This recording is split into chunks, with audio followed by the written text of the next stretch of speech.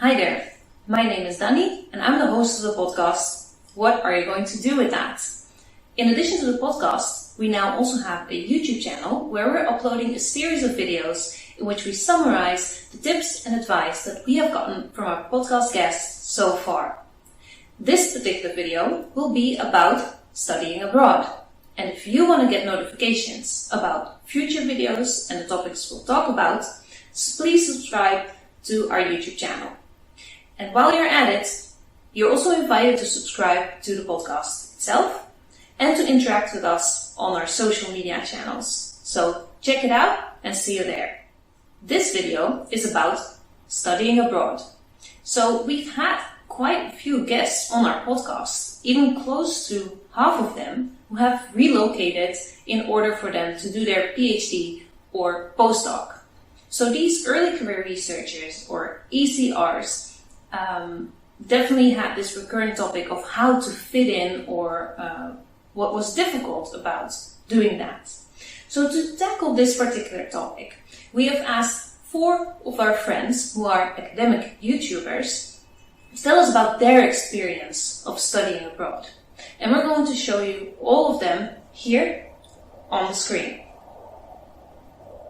We're starting with some tips by Stefanie, who is the host of the YouTube channel Career Conversations.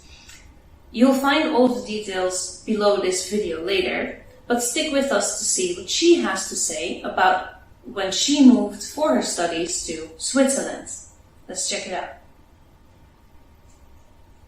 Hello, my name is Stefanie from Career Conversations, and my most important advice on doing a PhD in a different country is to be prepared to be frustrated in the beginning, because all of those admin things are done in a different way than they are in your country, just because all countries are different.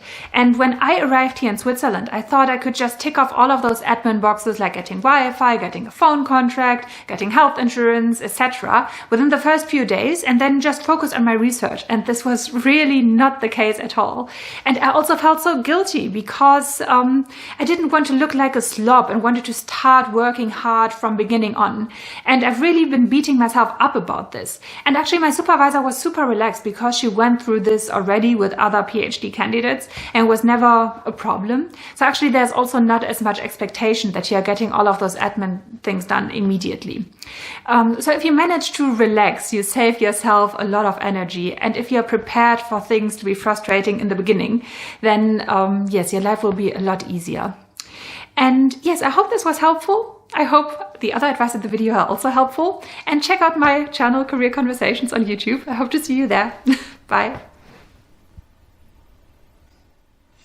Right. So especially administrative stuff that needs to be done in order for you to really settle in a new country can be very frustrating and take a lot of time.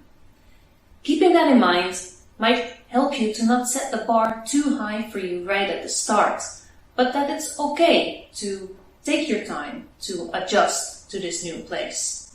So thank you so much, Stefanie, for that advice, and we'll check out your YouTube channel, of which the details will be at the end of this video. Let's continue with some tips by Vera Chan.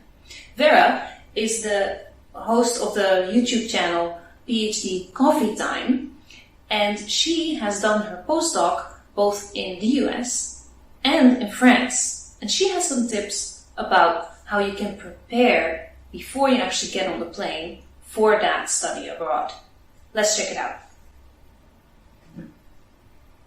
Your preparation to live abroad starts from before you go there. What are your routines, important activities like exercise, going to religious gathering? I want to make sure I have access to swimming pool is my religious activity. Make sure you know what are the systems you want to create to support your PhD and not just your advisor and your lab. Know all your resources in the university and around the campus. You have to be a part of this new culture. In America, as soon as I've learned how to drive, I was a lot better being a part of that country. The same for coming to France. I wish I've learned French on the first day. I procrastinated until 3 months later, and I wish I could have started much earlier. So on one side, you need to protect your inherent value, who you are, what are the activity that is a non-negotiable, reach out to these resources. On the other hand, live in this time zone, connect with people around you, and find all the resources possible. Thank you for sharing your insights, Vera. Of course, it's very important to understand where you can find the resources to be able to keep doing everything that is so important to you to create that smooth transition. And this is something you can do in advance. The same goes, of course, for learning the language, which can really be a game changer. So get on it. Next, we asked our friend Fernando García-Bastidas, who is the host of the YouTube channel ferchuckygarcia, to give us some tips and insights as well. He has actually relocated from Colombia to the Netherlands for his PhD, and here is what he had to say. Hello, my friends. This is a really difficult question and very personal because it depends on many factors. But I have two comments regarding this topic, two advices. So the first one, in my opinion, is adaptation. So you are in a new country, you have to adapt to the new environment. If you can, just learn the language, the local language, and try to enjoy the food, enjoy the culture. And in that way, you will have less frustrations. So, of course, I know that you will miss your family, your food, your culture, but forget about that. You can enjoy it sometimes, but now you are in a different country. Just try to adapt and to integrate to that society. That will help you a lot to enjoy your time abroad. The second advice is, even though I'm saying forget about your culture, just keep connected and keep your network, keep your connections. Now that you are outside, you will have more visibility from your own country. So that happened to me, and it helped me a lot to have a successful PhD. So just make connections, keep your connections, and increase your network at home. Bye-bye. In addition to language, which is something Vera also mentioned, Fernando adds that it could be nice to be open to the new foods and cultures of your new environment. And this exploring could actually be a lot of fun if you're open to it. What you often don't realize is how much the specific local place that you're in has to offer in this area. And this is something you can do by yourself or with new friends. And that's something Fernando also said, right? So trying to keep those connections back home to ease some of the homesickness and create a new group of support. Lastly, we turn to Natalia Bielczyk, who is the host of the YouTube channel Welcome Solutions. And she is the one who moved from Poland to the Netherlands for her PhD. She reminds us that we should also really keep in mind what the study program has in that different country and how expectations might differ. Let's see what she says. Hello, my name is Natalia, and in 2011 I came to the Netherlands to do my PhD in computational neuroscience. I came from Poland. And I chose the Netherlands mostly because it is a hub in this discipline of science. One thing that is, I think, important to remember when you think about studying abroad is to always take into account local regulations towards PhD candidates and PhD projects.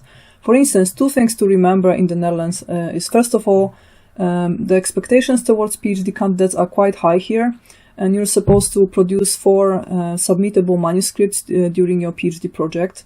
That puts a lot of pressure on PhD candidates, and that also means that next to the passion for the research projects, you also have to think about practicalities and choose a project that is publishable. Second thing to remember is that we are employed as PhD candidates in the Netherlands, and that also means that once you choose your contract and you sign your contract, then you cannot really change your mind for another 4 years. That means you have to think of your PhD advisor in advance and choose a person with whom you communicate very well on a personal level. Thank you, Natalia, for those great tips. Of course, we have to keep in mind and remember that every program, and especially in a different country, comes with different expectations and different standards maybe even. So that's something you have to keep in mind before you go there and start.